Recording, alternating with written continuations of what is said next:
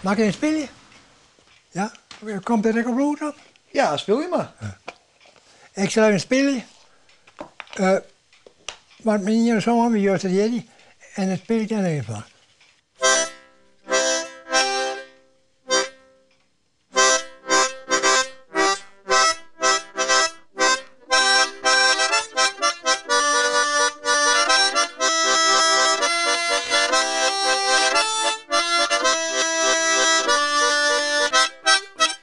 Nou.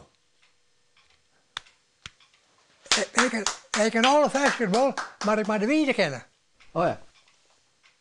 Ja, dat lijkt me logisch. Hé? Dat lijkt me logisch. Ja. In de 60 jaren, toen ik al die platen van Duitsers en zo. Maar dat is geweldig mooie muziek. Oh. Ja. Van Heino en zo. Heino ken je wel. Oh, ja. Ja. Dat is geweldig. Vind ik verschrikkelijk. Hé? Vind ik vreselijk. Nou ja, maar ik nee. Nee joh. Maar ja, dat mag echt verschil werden. Hè? Hörst du la Montanara, die Berge, sie grüßen dich. Hörst du mein Echo schallen und leise verhallen. Ik ben een leverboot nu.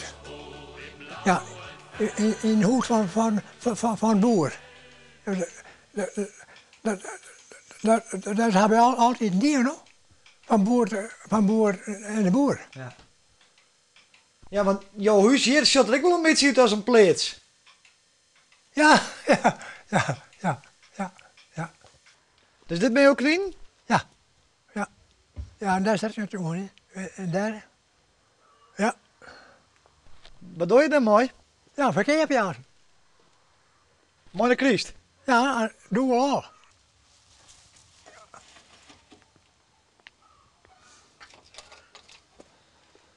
Maar dat is toch ook wel een beetje schande?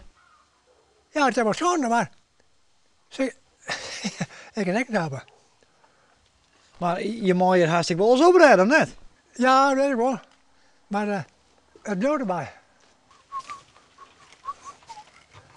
Nee, daar rekken ze al je wetten zo, hoor. Dat is net de werden. Beetje drassig. Hé? Beetje drassig. Ja, net een beetje.